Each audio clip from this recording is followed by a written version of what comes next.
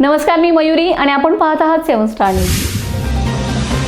पलूस कडेगाव विधानसभा मतदारसंघात सध्या सुरू असलेली SIR मॅपिंग प्रक्रिया हा केवळ प्रशासनाची औपचारिक मोहीम नसून मतदारांच्या हक्काशी थेट संबंधित असलेला एक गंभीर आणि निर्णायक टप्पा ठरत आहे।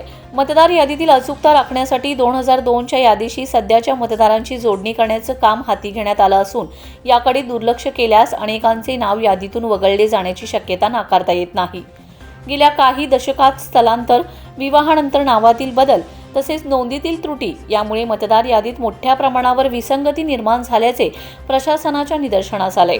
याच पार्श्वभूमीवर 41 वर्षांवरील मतदारांना त्यांच्या जुन्या नोंदीशी थेट जोडण्याचे तर 18 ते 40 वयोगटातील मतदारांना पालक व आजी-आजोबांच्या नावाशी मॅपिंग करण्याचे आवाहन करण्यात आले।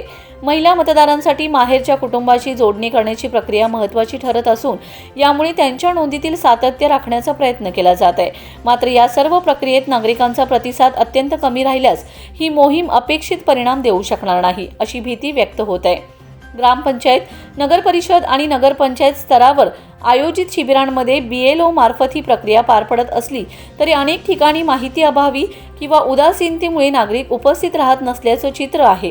त्यामुळे प्रशासनासोबतच स्थानिक पातळीवर जनजागृती वाढवण्याची गरज अधोरेखित होत आहे। मतदानाचा हक्क अबाधित ठेवायचा असेल तर SIR मॅपिंग ही केवळ एक प्रक्रिया नसून प्रत्येक मतदाराची वैयक्तिक जबाबदारी आहे।